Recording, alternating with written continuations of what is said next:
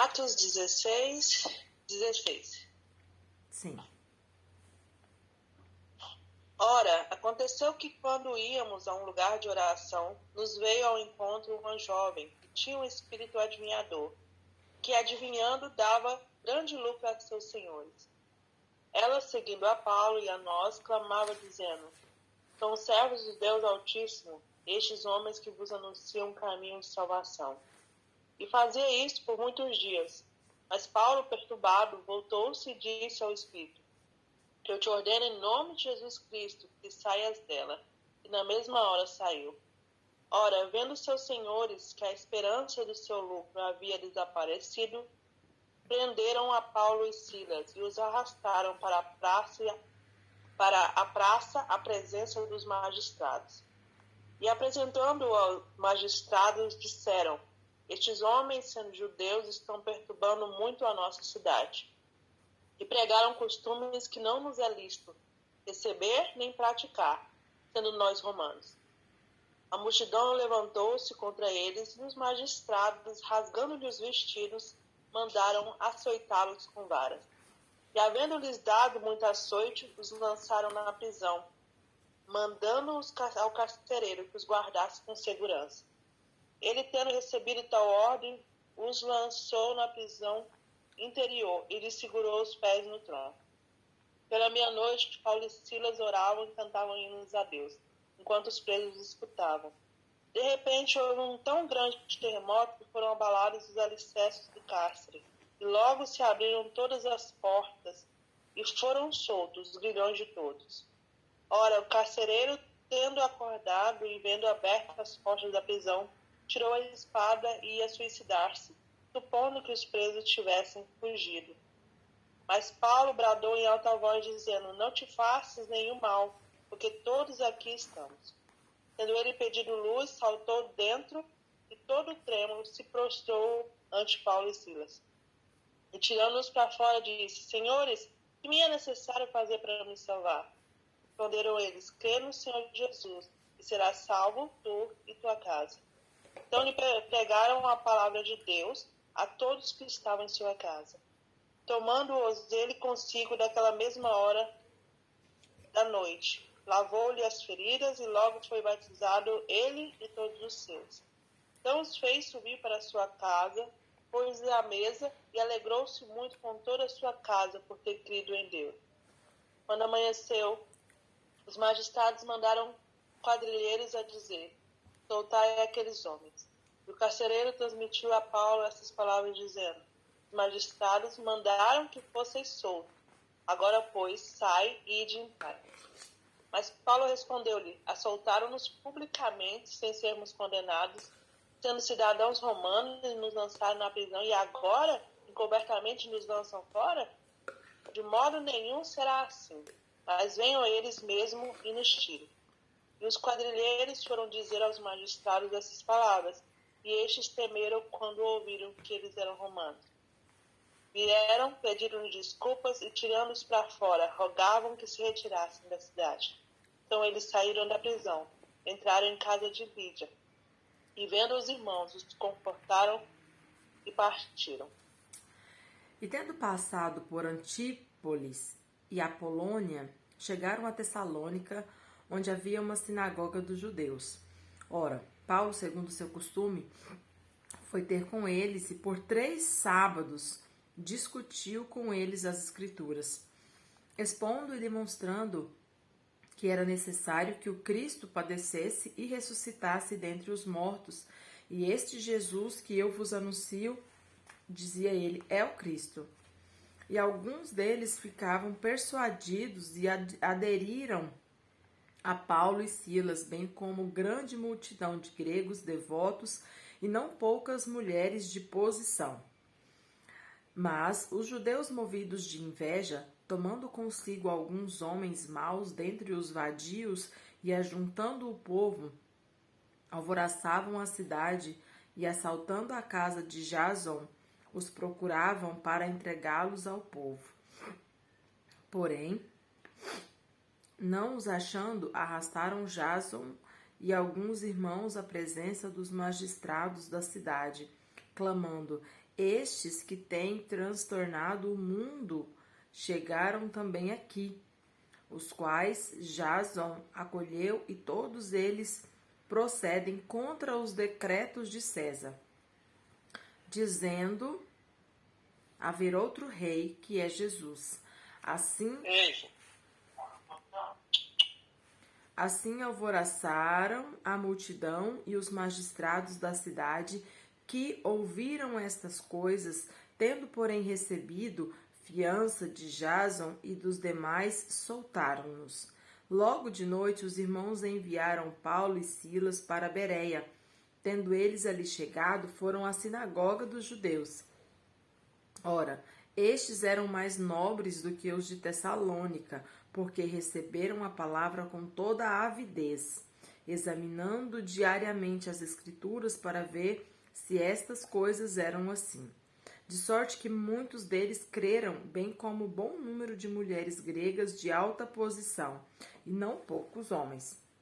Mas, logo que os judeus de Tessalônica souberam que também em Bereia era anunciado por Paulo a palavra de Deus, foram lá agitar e sublevar as multidões. E imediatamente os irmãos fizeram sair a Paulo para que fosse até o mar, mas Silas e Timóteo ficaram ali. E os que acompanhavam a Paulo levaram-no até Atenas, e tendo recebido ordem para Silas e Timóteo, a fim de estes fossem ter com ele o mais depressa possível, partiram. Amém. E aí, tudo bem? Vamos lá? Aqui começa com a história dessa pitonisa, que era um tipo de encantadora, né? Eu creio que aqui a diferença dessa pitonisa para aquele mágico, que já falou do mágico, né? Aquele mágico era que ela não fazia apenas ilusões, ela... Oi? Vai lá. Aham. Tava cheio de café. Deixa eu ver quem é que tá. É a Edselda, que tá fazendo café com o microfone ligado.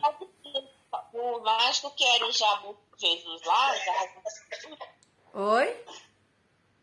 é o mágico que é o Jabu Jesus, não sei o que, Jabu Jesus. É o Simas, não? É o mágico. Eu esqueci o nome. Que é um que se fala que leva o povo lá pro... Elimas. Elimas. Que é o egípcio que fala que é profeta? Não, era um mágico que ficava... que queria comprar o poder de Deus, que foi até atrás de Paulo, querendo que Paulo transferisse o poder para ele fazer os sinais que Paulo fazia. Nós já lemos sobre ele?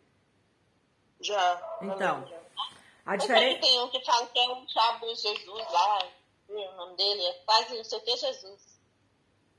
Não lembro, esse era o Elimas.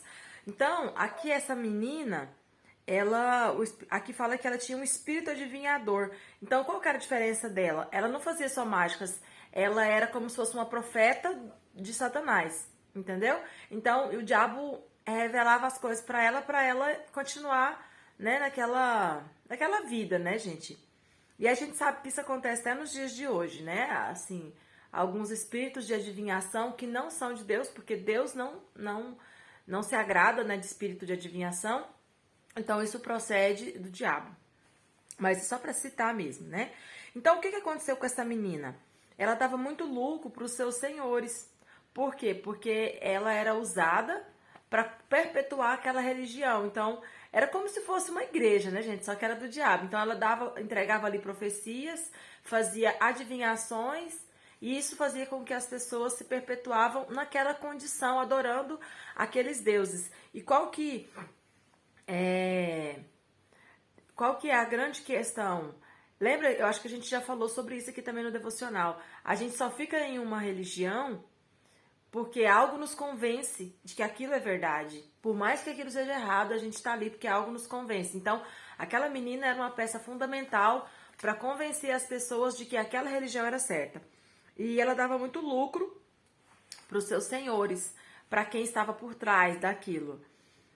E aí, o que aconteceu? Como ela estava cheia de demônio, ela se dirigiu a Paulo e, né, e provavelmente aos companheiros de Paulo, porque aqui é igual o irmão João falou, olha que interessante, eu nunca tinha prestado atenção nisso.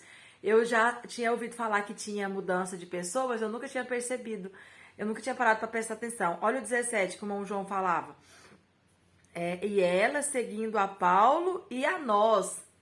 Percebe que Lucas ele se inclui? Interessante, né?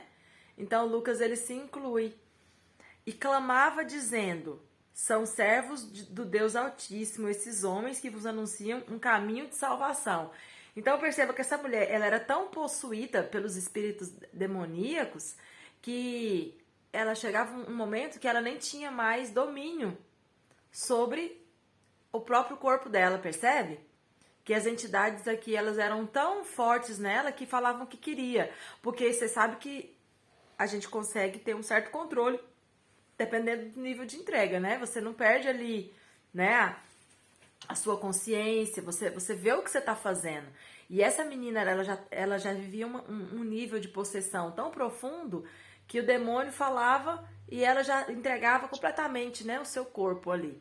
Então, o demônio, né, quis ali se expressar, porque os demônios, eles ficam loucos para encontrar um corpo que permita, né, esse tipo de acesso, para eles experimentarem, porque o que eles queriam, né, era isso, era essa, como que eu posso dizer, esse usufruir, mas vamos continuar, a gente já tá indo pro outro fundo.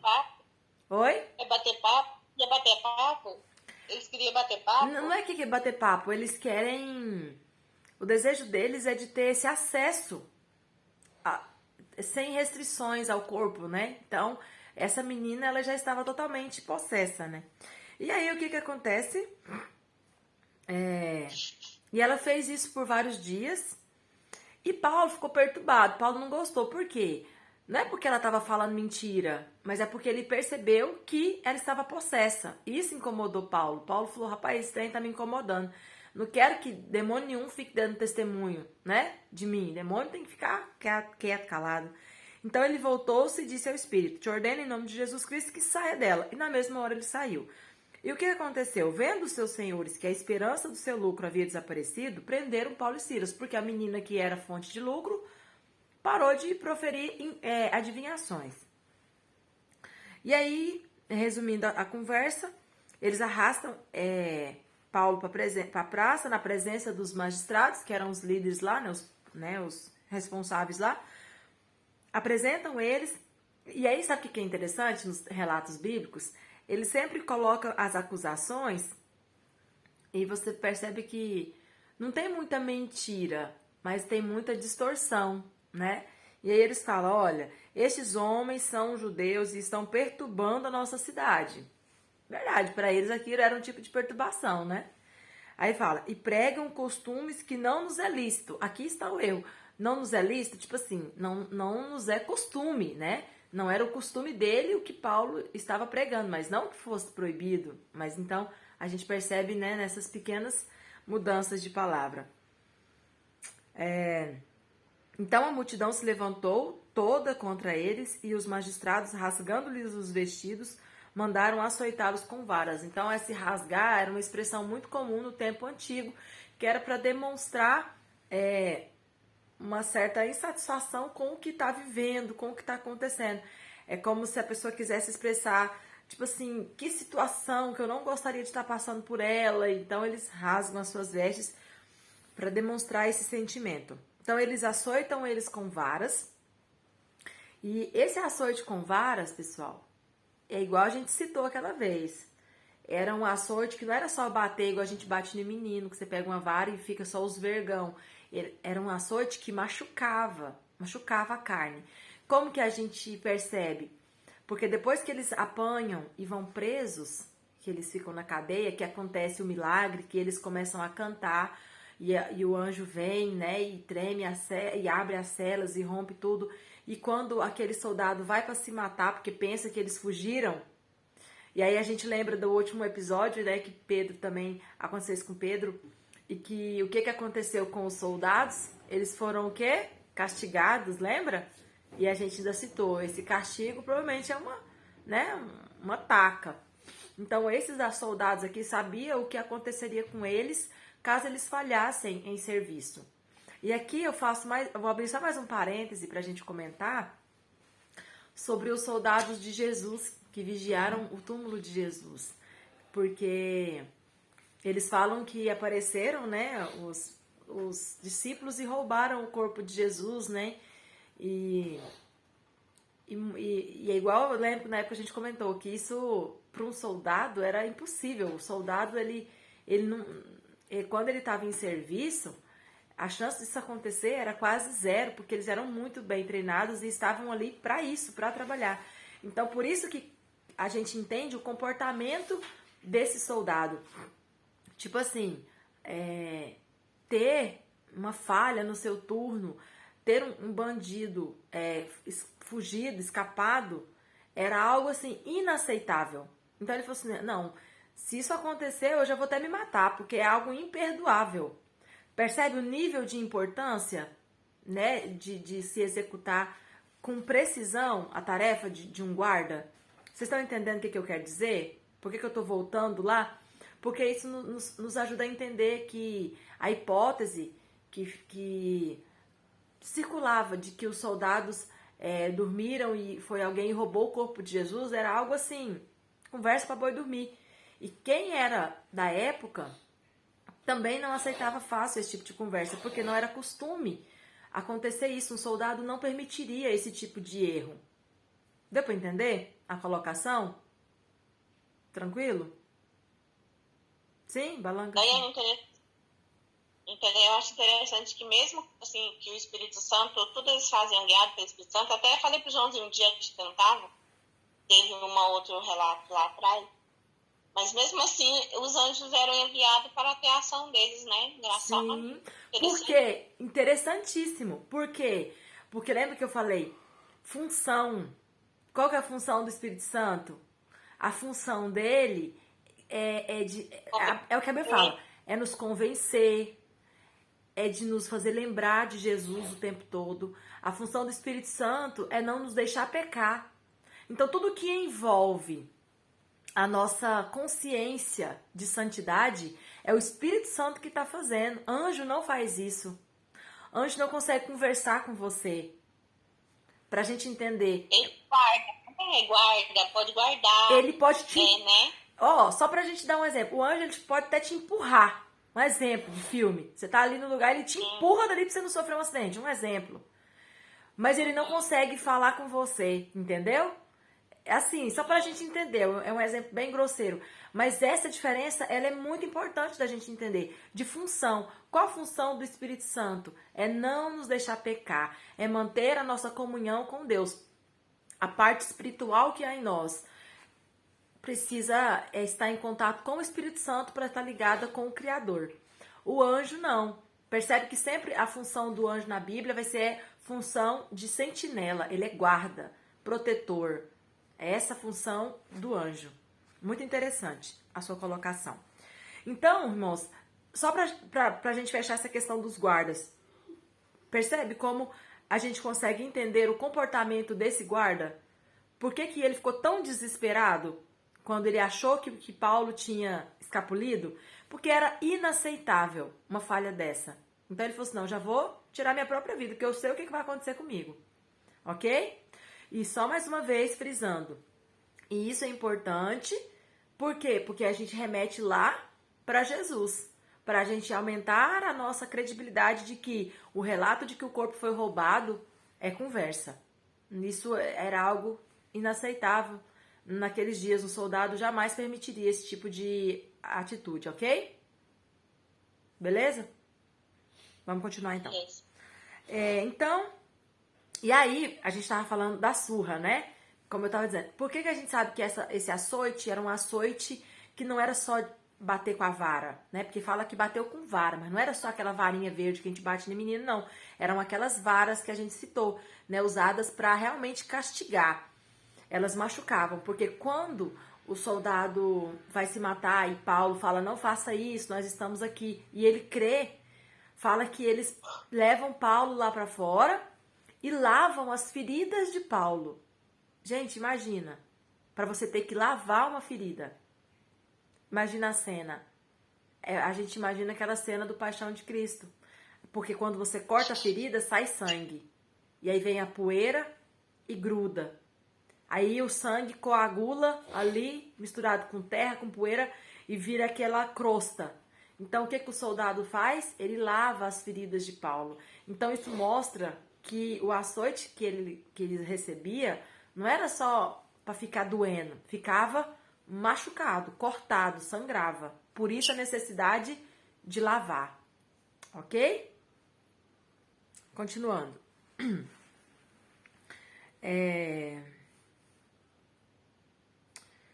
Cadê? Quem mais que eu marquei? Esse versículo 31, eu quero a opinião de vocês. Porque aqui depois que fala, né, que tirou eles para fora e diz: Senhores, o que me é necessário fazer para me salvar? E Paulo responde: crê no Senhor Jesus e será salvo tu e a tua casa. Esse versículo ele é muito famoso, muito conhecido, mas eu quero saber de vocês, por que Paulo afirma que se ele crê, ele vai ser salvo e também a sua casa, enquanto que em todo o Novo Testamento a gente percebe que a salvação ela é individual. Que não tem como eu salvar o meu esposo, não tem como eu salvar outra pessoa. O que Paulo quer dizer? Como harmonizar esse versículo com o restante da Bíblia? Como que vocês entendem isso? E é pergunta mesmo, tá, gente? Eu realmente não sei, quero saber. E aí? Oi. Eu penso, né, que, sim, eu penso que eu penso que a gente deve, quer dizer, eu penso que não é de ninguém, né, então é só uma opinião, qualquer um pode ter, o outro é diferente. Eu penso assim, que esse é o contexto, a gente tem que levar em contexto a época, né, hoje, nas famílias, o pai é flamenguista e a mãe corintiana, sem problema. O filho é palmeirense e a filha é São Paulina, né? Significando assim, naquele tempo, a fé do homem era a fé da família. Não tinha esse negócio de, não, eu sou cristão e você é judeu ou sei lá, qualquer uma outra religião. Porque o homem determinava. Sim. E aquela opção do homem era a opção da família. Uhum. Então, penso eu, que é esse o contexto. Se ele, o varão, o cabeça, o homem, ele dissesse assim, minha família é cristã. Acabou, a mulher não tinha esse negócio de falar assim, não, eu não gosto de ser cristã, eu vou ser de uma outra religião qualquer. Então, eu acho que é esse o contexto. A partir do momento que o homem ele fazia a opção, a família dele seguia aquela opção. Então, é por isso que Paulo diz, porque daí você vai você convertido, sua família também será, queira ou não, e aí você será salvo. Eu acho que o contexto é esse. Sim, faz muito sentido. Verdade. Da cultura da época. Sim. E aí, faz tanto sentido quando a gente entende sobre a importância do patriarcado. Aquele canal que eu até falei para você assistir, do professor Afonso, ele fala muito sobre patriarcado. E ele é muito, assim, ferrenho nisso, em afirmar que as famílias, né, estão destruídas porque se perdeu o patriarcado. E ele defende, assim, com unhas e dentes, essa estrutura. E, assim, parece coisa de outro mundo, porque com a modernidade que a gente... Com a estrutura da família moderna que nós temos, é algo, assim... Parece que ele é louco, né? Porque é algo fora da realidade. Mas ele fala que a Bíblia ensina essa estrutura e isso não foi mudado. E por mais que nós sejamos uma família moderna e cristã, a gente não pode mudar o que a Bíblia não mudou, né? Essa estrutura do patriarcado. E agora que o irmão João falou isso aí, eu me lembrei. E faz muito sentido, né? De que Deus entregou a autoridade para o homem, de que Deus entregou, né, o patriarcado como guia religioso. e de que, tipo assim, a responsabilidade religiosa é do homem da casa, de fazer o culto, e o culto mesmo, assim, não é responsabilidade da igreja fazer os cultos, como a gente transferiu, a responsabilidade é do patriarca, transmitir, né, a lei de Deus, transmitir os princípios de Deus para os seus filhos, transmitir a religião, que é a religião dele, para os seus filhos e deixar esse legado.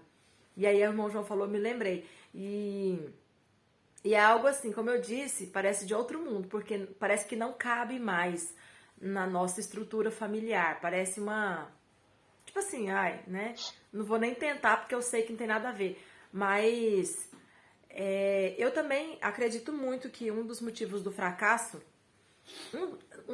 o motivo do fracasso quando há, né, na família cristã é o distanciamento da palavra. E isso aplica-se a vários princípios, né? Não só a perca do patriarcado, mas ao distanciamento, né, da palavra. Enfim, eu ouvi uma frase essa semana, achei interessante, bem assim, nós somos uma geração cientificamente avançada e biblicamente atrasada. Então, à medida que nós avançamos na modernidade e na tecnologia, nós estamos atrasando na Bíblia, nós estamos deixando a Bíblia de lado. E aí, se a gente for medir, nós temos perdido muito mais do que ganhamos. E essa conta não está sendo feita pela igreja, a igreja do Senhor Jesus. Essa conta não tem sido feita. A gente está conquistando, está ganhando, está conquistando, está alcançando muita modernidade, muita tecnologia, mas a gente não está fazendo a conta do que nós estamos perdendo, né, em distanciamento da palavra. Ok, gostei da resposta, faz muito sentido. Alguém tem outro tipo de visão? Por que Paulo usa essa estrutura? Eu pensava, né, assim, sem pensar nessa perspectiva do irmão João, que Paulo usa essa estrutura para fazer lá na frente uma ponte com a fé. De que, tipo assim, se você crê, você está salvo, mas que pela sua fé também você vai conseguir ver toda a sua família sendo salva. Então eu fazia esse tipo de ponte. Tipo assim, Paulo está dizendo que vai ser toda a família, porque o cristianismo, ele nos ajuda a ter essa fé de que toda a nossa família será alcançada, porque isso também tem várias passagens bíblicas que nos traz esse tipo de ensinamento. Então, seria uma forma de harmonizar o que Paulo está dizendo aqui com o restante da Bíblia. Mas a resposta do irmão João, eu acho que é até mais assim, faz mais sentido, né? Levando em consideração esse contexto do patriarcado. Alguém tem alguma opinião ou pode continuar? Vamos continuar? Então, eles lavou-lhe as feridas e ele foi batizado, ele e todos os seus. Então, olha só, né? É igual o irmão João acabou de falar. A gente não sabe quanto tempo se passou, se deu tempo deles fazer um discipulado, né? Um curso de batismo. A gente não sabe. Mas olha o interessante. Ele creu e aí fala que ele foi batizado e todos os seus. Justamente por quê? Por causa do patriarcado, né? A fé do homem representava a fé da família. Interessante. Bom, e aí o que eu marquei aqui era isso. Aí o finalzinho que Paulo e Silas foram soltos da prisão. Ah, tá. Aqui vem a parte que o irmão João tinha citado também. Lembra que a gente falou que quando amanheceu, os magistrados mandaram... Segunda terceira. Pode deixar, não adianta. Quando amanheceu, os magistrados mandaram quadrilheiros a dizer: soltai aqueles homens. Aqui é aquele episódio que o irmão João falou, que mandaram soltar ele, mas como ele tinha aceitado e tinha cidadania romana, ele não aceita ser solto dessa forma, né? Porque, tipo assim, eles infringiram a própria lei. E aí ele fala: de modo nenhum será assim, mas venham eles mesmos e nos tirem. Irmão João, o que mudaria? Por que Paulo faz essa requisição? O que mudaria se não fossem os soldados, mas se fossem os líderes lá? Só para expor seria só para expor eles e mostrar o erro deles? Porque não mudaria nada na sentença, né? Eu penso assim, né? Que daí, eu penso, Paulo, dessa forma, ele procura de se proteger para situações futuras, né? Que aí, porque você vê que eles vão permanecer ali, né? Naquela região. Então, porque se eles saem daquele jeito lá, eles podiam futuramente voltar a fazer, aprendê-lo, açoitá-lo e tal. Então, eu tenho a impressão que, tipo assim, Paulo tenta intimidar aquele subordinado, subalterno, que o agrediu e tal, mas para, igual você falou, como não faria sentido, até porque não tinha como tirar a marca do açoite das costas, mas para prevenir, tipo assim, é uma situação futura. Não, Entendi. o seu chefe tem que saber o que você fez, para que você não volte a fazer. Né? Assim, eu penso que é uma construção possível, lógico, de muitas. Não, mas então, por isso que Paulo fala. deve ser mais ou menos isso. Eles não sabiam que Paulo era romano? Provavelmente não. Pode ser que não. Pode ser que não.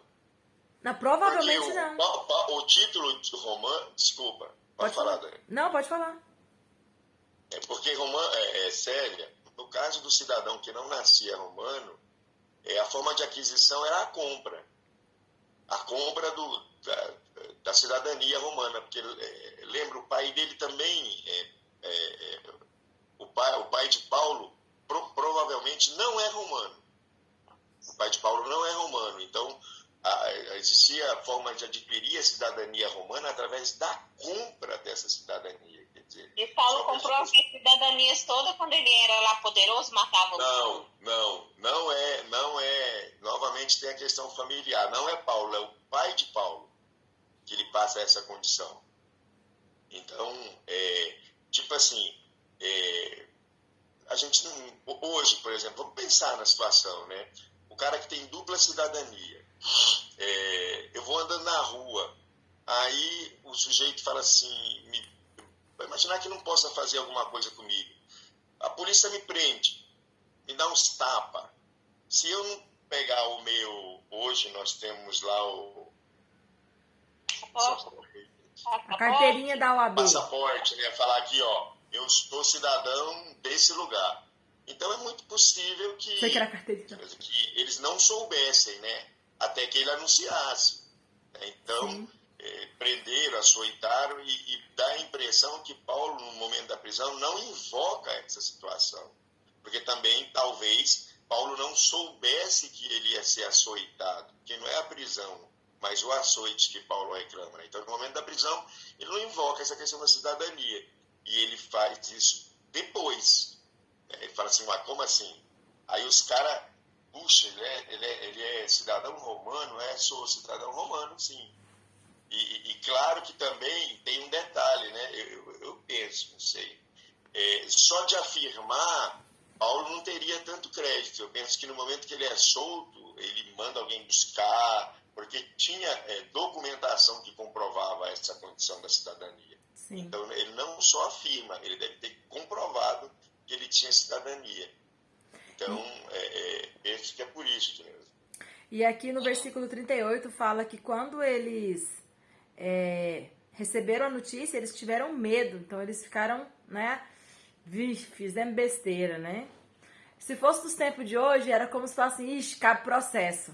Aí essa situação também não se passa em Roma, se passa em Roma? Essa aqui se passa em... Onde eles estavam, que nós lemos agora, ó. Eles estavam em Filipos. Filipos, não é? Ó.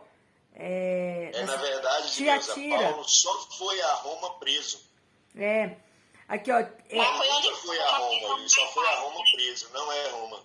Não, ele não tem... mas quando ele ficou em Roma, ele ficou preso de boa, não ficou preso lá em casa. Não, ele ficou preso de boa, sim. Não ficava sendo injuriado, né? Não ficava sendo instigado. Ficou só guardado. O pessoal dava liberdade para ele receber visita. Foi em Roma, não foi? Que ele recebia visita. Ele foi em prisão domiciliar, José?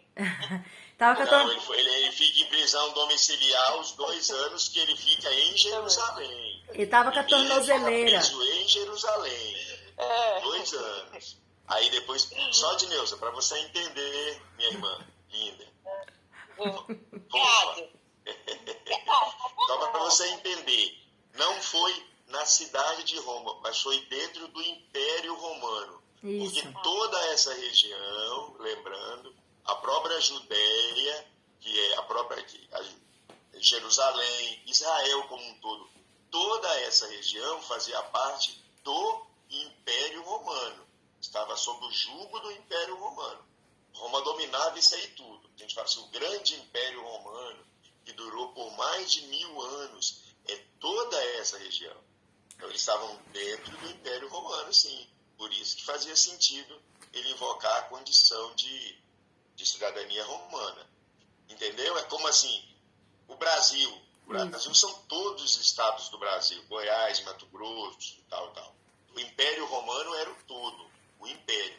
A cidade de Roma era a capital do Império Romano. Ok. Eu ia dar o exemplo do Brasil mesmo. Não tem aqueles venezuelanos que ficam no sinal pedindo ajuda? Seria mais ou menos isso. Vamos supor que eles consigam um título de cidadania. Se você fizer alguma coisa, eles falam assim, não, eu tô aqui, eu sou do venezuelano, mas eu tenho nacionalidade brasileira, eu tenho direito de todos os direitos que você tem. Seria mais ou menos isso. E essa questão também sobre a cidadania de Paulo, não sei se só para os irmãos entenderem. Quando Paulo, não é aqui ou é aqui, tem um momento que quando Paulo fala da cidadania que ele tem, alguém fala assim, eu consegui comprando, mas e você? Você comprou também? Aí Paulo deixa bem claro, fala, não, e eu não consegui comprando, eu consegui por direito. Por isso que o irmão João citou, que provavelmente o pai dele era romano, então você transfere, é igual a mulher grávida que vai para os Estados Unidos e ganha o filho lá, ele é americano. Você pode voltar, entendeu? Seu filho é americano, então ele vai ter dupla cidadania, porque ele nasceu lá, mas ele é filho de pais brasileiros, então ele ganha a nacionalidade brasileira e americana, ok? Era o caso de Paulo. Paulo era judeu, mas tinha também nacionalidade romana, que herdou do seu pai, ok? Tranquilo, né? E aí Paulo usa isso ao seu favor. Gente, vai cair. Vamos entrar de novo, quem puder, pra gente fazer o comentário da segunda parte, tá bom? Vai cair já. Cadê? Aqui já encerrou. Então quer dizer que o pai de Paulo... Então o pai de Paulo era judeu?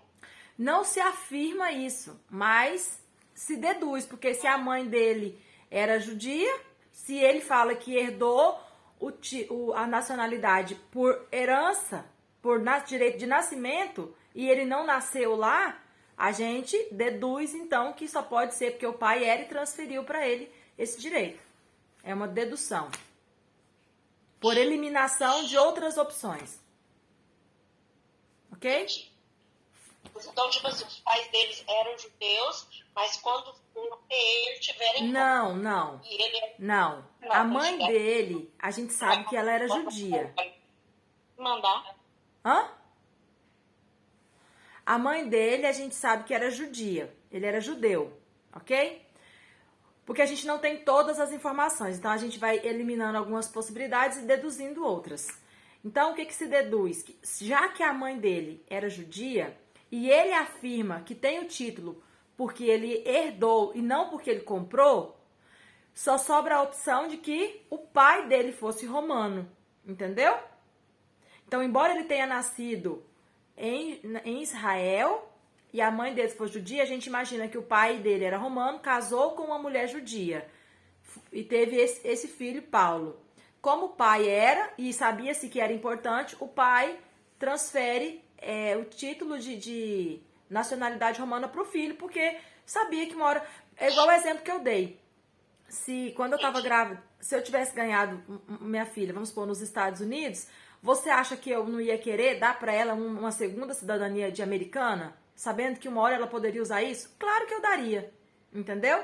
Ainda é o mesmo exemplo. Naquela época, ter um título de cidadão romano era ter um algo a mais. Então, provavelmente o pai fez isso. Falou, não, eu já vou transferir para o meu filho. Por quê? Porque uma hora isso pode ser útil, isso vai fazer dele uma pessoa com um diferencial a mais. É mais ou menos isso. Deu para entender? Alguém quer completar a minha linha de raciocínio? Me ajudar aí? Ou é isso mesmo? Tranquilo? Na verdade, não é só no Estados Unidos, né, Daiane? Em todo... Sim. Mas eu tô dando um exemplo dos Estados Unidos porque todo mundo gostaria de ter uma dupla nacionalidade de ser americano, né? E é a mesma coisa, todo mundo gostaria de ter um título de cidadão romano, né? De ser tratado como cidadão romano. Para eles era algo que dava privilégios, né? Como Paulo teve. Ok? Ok. Vamos continuar Eu então. queria dar Não, em relação... Você vai pro 17 já? Vamos. Tá, não, é só em relação à questão da prisão de Paulo e o carcereiro se converter a partir disso. Eu geralmente penso assim que as coisas que nós precisamos passar para que as outras pessoas sejam alcançadas. Será que era necessário que ele fosse preso, que ele fosse açoitado para que essa família se convertesse? Aí, às vezes, quando eu olho, né, essa é só a minha perspectiva, parecendo que, às vezes, a gente precisa passar por algumas dificuldades, né, algumas aflições a mais, né, que eu não sou, para que as pessoas consigam, não sei, enxergar ou compreender o nosso Deus. Então, quando eu olho no carcereiro, eu sempre penso assim, né, será que se ele não tivesse passado por esses momentos, será que ele teria se convertido, ele e a família? Verdade, Porque, boa como aplicação. Deus, e porque Deus nos leva muitas vezes nessas situações, né? De açoites, né? Que provavelmente não eram bons, né? Lógico que não. Mas que teve como resultado a conversão. É só isso. Sim, é interessante mesmo esse tipo de aplicação, porque a gente poderia pensar, se ele não sofresse, né? E se ele ficasse lá de boa pregando, será que teria alguma outra oportunidade? Ou será que aquele carcereiro teria sido tão impactado como ele foi? Provavelmente não, né? Provavelmente não, porque a conversão dele foi gerada por causa do impacto, né? Do sobrenatural que aconteceu. Então, se não tivesse acontecido tudo aquilo, não teria chamado a atenção do carcereiro. Pode ser que se Deus preparasse outra oportunidade, pode ser, mas, né? Interessante.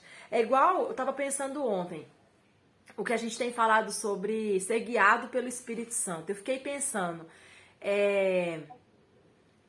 que aqueles homens, embora a gente entenda que eles estavam sendo guiados pelo Espírito Santo, isso não significa que eles ouviam e obedeciam sempre, 100% o Espírito Santo, sabe? Porque, igual a gente estava falando, eles eram homens. E eu fico pensando, será que a forma como eles ouviam... Sabe por que eu falo isso? Por exemplo, a gente entende e a gente aceita que eles eram sempre guiados pelo Espírito Santo e ouviam a voz do Espírito Santo. Mas vamos supor, aquela discussão de Barnabé com Paulo, né, sobre Marcos. Vocês acham que o Espírito Santo falou algo ao coração deles naquele momento? Sabe? Como que eles lidavam nesses momentos? E aí eu fiquei pensando sobre isso. Falei, gente, se nós atribuímos que aqueles homens eram como se fossem fantoches, né? Não, só faz aquilo que o Espírito Santo manda, só escuta a voz do Espírito Santo e não escuta mais nada. A gente não teria esse tipo de relato, sim ou não? Você tá entendendo? Porque dissensão não faz parte de uma vida guiada pelo Espírito Santo, mas faz parte de uma vida de um ser humano que pensa diferente, que tem atitudes, que tem reações, você tá entendendo? Que tem opiniões e que nem sempre você vai viver uma vida como se você, né, fosse um robô. Então eu fiquei muito pensando sobre isso, né? E aí, juntando com esse exemplo da Lindrani, até que ponto né, nós conseguimos ter essa direção, né, do Espírito Santo. Até que ponto tudo que aconteceu é porque tinha que acontecer, usando esse exemplo do carcereiro. Será que precisava de Paulo apanhar para que aquele carcereiro fosse impactado? Ou será que se eles fossem poupados daquela fase, outras coisas teriam acontecido e outros meios de conversão teriam acontecido e aquele carcereiro seria alcançado?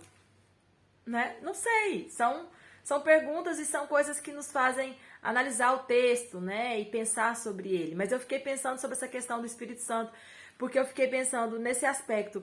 Até que ponto eu posso atribuir que eles eram, assim, somente guiados pelo Espírito Santo, sabe? Por que eu penso isso? Porque eu fico pensando na minha vida. Eu quero muito ser guiada pelo Espírito Santo, mas eu sei que eu não consigo ouvir e obedecer a voz do Espírito Santo o tempo todo, todo dia.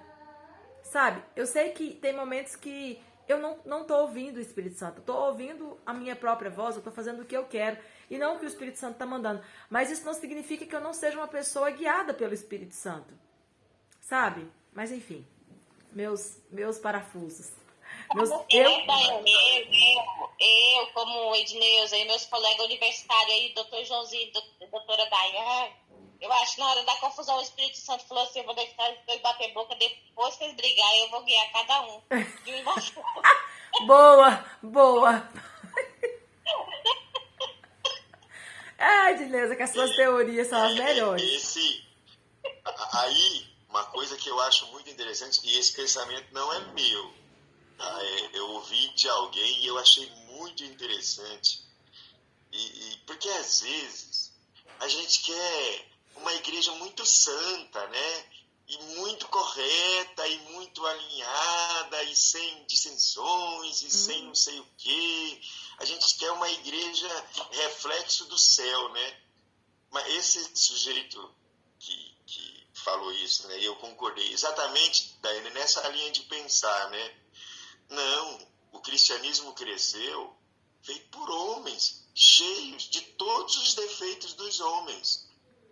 Provavelmente, olha só, deixa eu ver se dá tempo de eu construir esse pensamento. Assim. Se a gente for prestar atenção na leitura da primeira carta, Paulo, ele não é o líder da expedição. O líder da expedição é Barnabé. Barnabé é mais velho na fé. Barnabé tem mais... Lembra que Paulo tinha aquela certa desconfiança em relação a Paulo pelo início. E quando eles oram lá, que eles são enviados, pode olhar no texto, fala assim, quem são escolhidos? Barnabé e Paulo. É Barnabé e Paulo, não é Paulo e Barnabé. Mas quando chega lá no meio daquela primeira viagem, aí o texto diz, Paulo prega pela primeira vez, sabia? Assim, em público, o texto diz. E aí, João, lembra? João está junto. E aí Paulo pregou, e aí provavelmente Paulo também é um ser humano, um homem, ele esperou pelaquilo, ele se preparou pelaquilo, ele passou 3 anos logo da sua conversão, quando ele é mandado para a Síria, e ele vai dizer numa carta, só se preparando, lendo as escrituras, para ele poder entender aquele Cristo nas escrituras. Não é o Espírito Santo só, o Espírito Santo diz que você deve ler, mas ele precisa ler as escrituras. Então, quando ele começa a pregar, talvez agora o sobrinho do chefe, talvez tenha perdido um pouco o espaço. E talvez, e somente talvez, essa é uma das razões que João volta da primeira viagem. Então, aí eu estou dizendo isso para a gente ver que tem todas as coisas, os ingredientes que nós temos hoje. E apesar disso, tem 2000 anos de cristianismo. E 2,3 bilhões de cristãos no mundo, hoje, fora os que já foram. Então, isso serve também para a gente refletir que a gente tem que fazer nossa parte, o papel da formiguinha, do beija-flor, o que você queira ser, né? Quem é leve, quem é jovem, por exemplo, faz o papel dos jovens, né? Quem é pesado, quem já é velho, como eu, faz o papel dos velhos. E assim cada um faça a sua parte. Por quê? Porque não espere uma igreja santa de homens e mulheres de caráter perfeito. Essa perfeição só virá ao depois, né? Sim. Num outro momento, quando nós já estivermos lá. Então, também essa é uma reflexão possível disso que a Daiane falou, né? Era uma igreja de homens, uma igreja no sentido união de todos, mas com todas as qualidades e virtudes próprias dos homens. A diferença talvez seja exatamente essa sujeição, que a Daiane também já falou esses dias para trás, que a gente vê muito no texto, a sujeição ao Espírito Santo. Que o Espírito Santo, como a gente também já ouviu outros grandes pregadores falarem, ele não impõe a ninguém a sujeição. Você precisa querer se sujeitar ao Espírito. Né? Ele não impõe, como dizem alguns, ele é um cavalheiro. Isso aí. Bom, vamos comentar aqui o 17, então, para a gente concluir. O capítulo 17 é Paulo em Tessalônica e em Belém. Então, aqui ele vai citar mais 2 lugares que eles param. E o que acontece em Tessalônica? Fala que quando eles chegam nessa cidade, segundo o costume, isso aqui é interessante, ó. Segundo o costume, ele foi ter com eles. O que isso nos mostra? Que igual a gente tem falado sobre o ser judeu, Paulo não deixou de ser judeu, ele continuou sendo judeu, continuou indo nas sinagogas, só que agora a maneira como ele lia a Torá era diferente, ele conseguia ver Jesus na Torá, e isso que é o diferente. Então, ele foi e discutiu com eles as escrituras. Quais as escrituras? A lei. Por quê? Porque Paulo até então só tinha a lei, não tinha o Novo Testamento. Então ele tinha que ler a lei e mostrar para as pessoas que na lei estava Cristo. E aí é o que ele vai falar, né? Expondo e demonstrando que era necessário que o Cristo padecesse e ressuscitasse dentre os mortos. E este Jesus que ele estava anunciando era esse Cristo. Então, aqui a tarefa de Paulo é mostrar que Jesus era o Cristo da Torá, da lei, né? Continuando. Aí no 4 fala que alguns ficaram persuadidos e aderiram a Paulo e Silas, bem como grande multidão de gregos devotos e não poucas mulheres de posição. Aqui vai falar 2 vezes que as mulheres de posição, elas aderiam à mensagem de Paulo. Tá bom, filha, agora a mamãe tá falando ali, tá bom? Fica aí quietinha. Por que mulheres de posição? Não sei.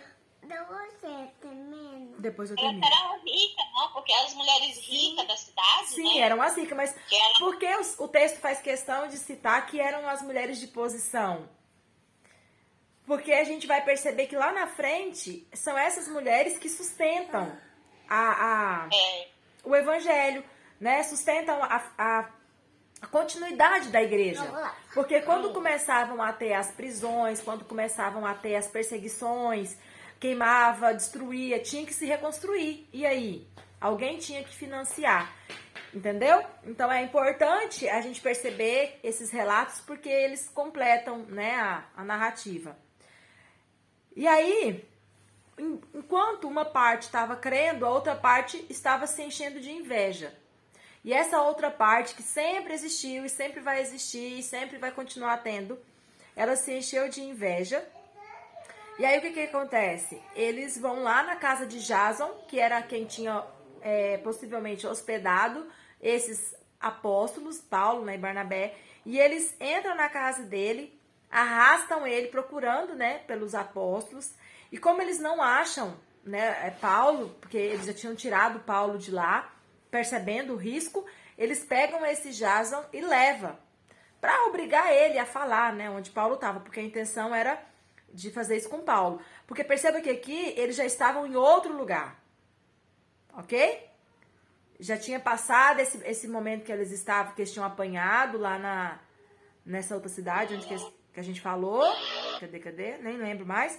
Eles já estão agora em outra cidade e acontece a mesma coisa. Eles pregam, um pouco de gente acredita, um pouco de gente se enche de inveja e persegue, quer bater, quer prender, quer matar. Ok?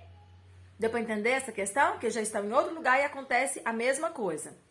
E aí, olha o que eles reclamam. Versículo 6. Estes que têm transtornado o mundo. Olha a proporção que o evangelho já tinha chegado. Por que mundo? Lembra que a gente falou sobre isso? Até onde eles alcançavam. Eles achavam que, tipo assim, que o Império Romano, até então, era os confins do mundo.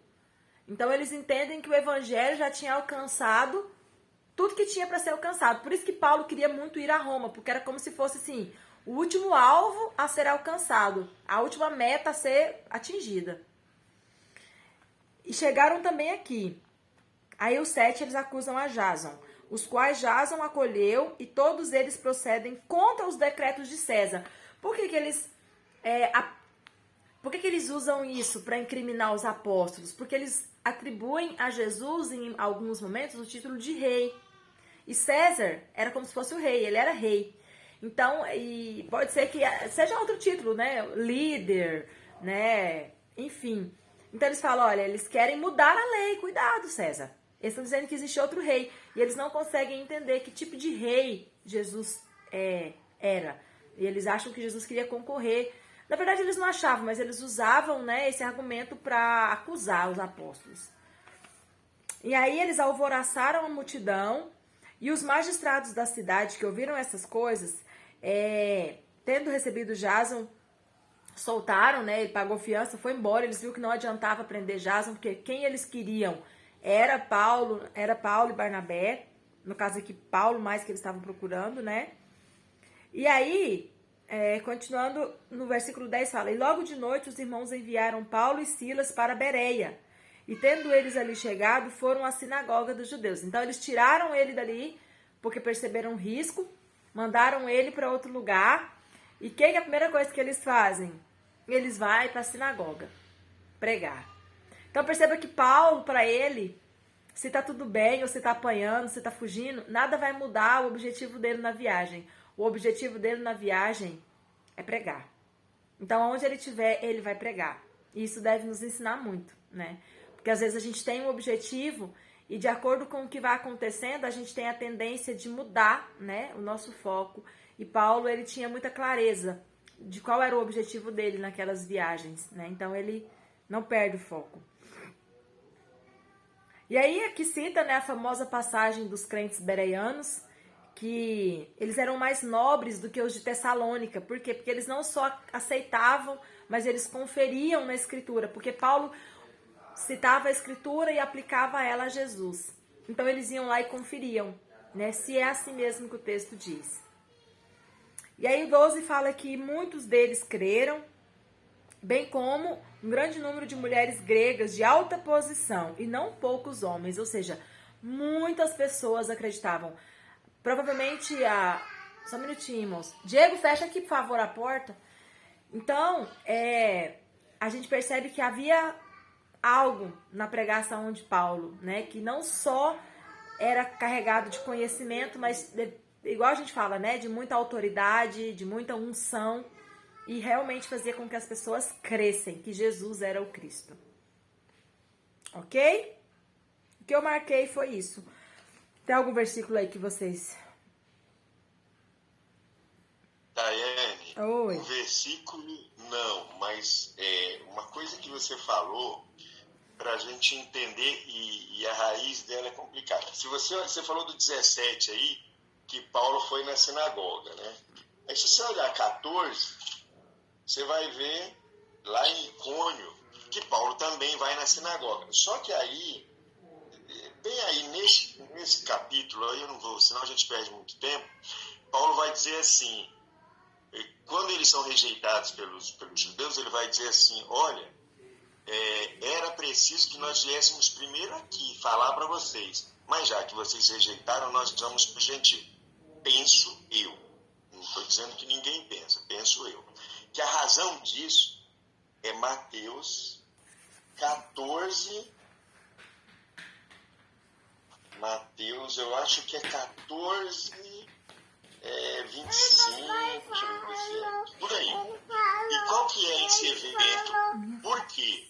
Porque quando os discípulos fazem isso, principalmente Paulo, ele está falando de uma compreensão que eles tinham da mensagem de Jesus proposta em tese pelo próprio Jesus. Quando?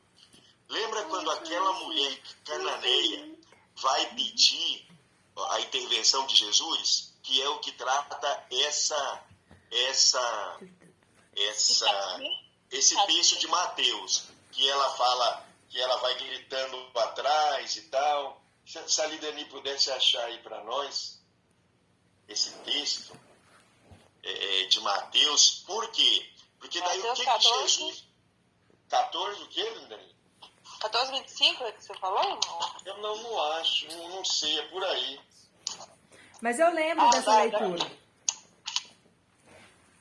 Eu acho que é Mateus mesmo, mas bom, deixa eu só concluir o pensamento aqui enquanto a gente... Aí o que essa mulher vai dizer? Ela vai dizer que Jesus vai dizer para ela o quê?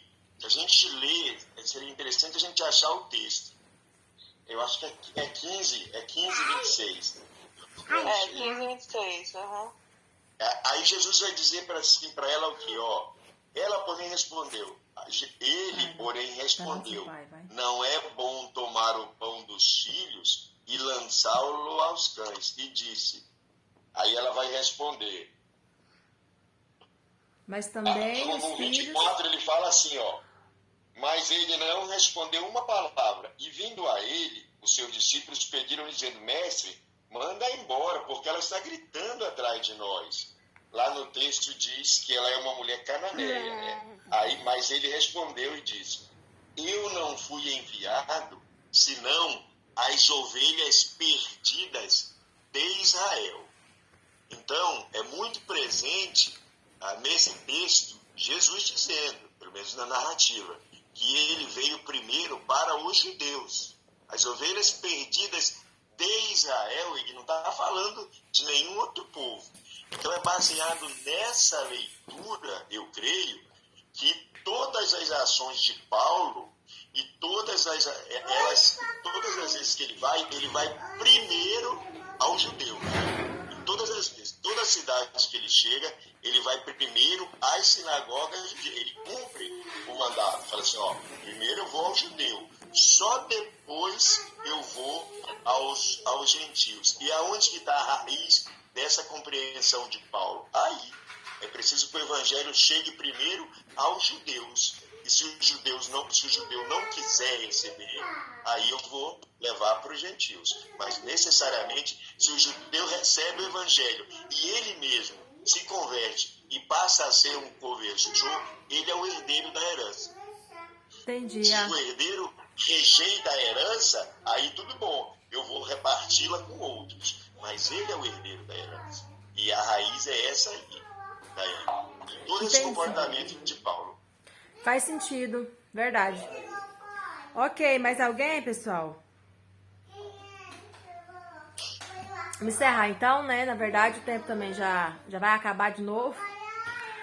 Deus abençoe vocês. Depois que a Darla acorda, irmão, acabou. Ó. Vai lá falar oi, pessoal. Gente, Deus abençoe então. Deus abençoe vocês. Até. A Darla vai cantar um hino. A Darla quer vir dar tchau. Vai dar tchau. Vem. Um dia lindo, canta um dia lindo. Vai lá, canta um hino. Oxe, vai. Dá tchau pros irmãos. E canta a música do dia, chegou? Vai, vamos cantar um dia lindo. Vai, canta. Um dia lindo. Vai, Darla, vai. Vai, filho, você Como não queria chegou? cantar? Não quer cantar, não. Não, o dia. Vai então, filha, canta. Os irmãos tá achando lindo você louvar a Deus. Vai cantar, não? Pode desligar? Quer cantar, não, né? Não vou cantar. Então canta logo que eu quero desligar. Dia lindo, amanhã eu ir cantar. Ah, Vai, continua. vai, continua. A eterna glória, Que prometida é gozo e alegria, você tão gentil. pois Jesus Cristo seja por vir. Jesus via, outra vez aqui Jesus via, mas outra vez aqui. e todos Todos juntos em um só louvor, cantemos todos, Ele é o nosso Senhor. Amém, amém. Amém. Glória a Deus. Deus abençoe, irmãos. Ei. Até segunda. fecunda. Parabéns, filha, você cantou lindo. Viu? Certinho. Quantas horas, amor?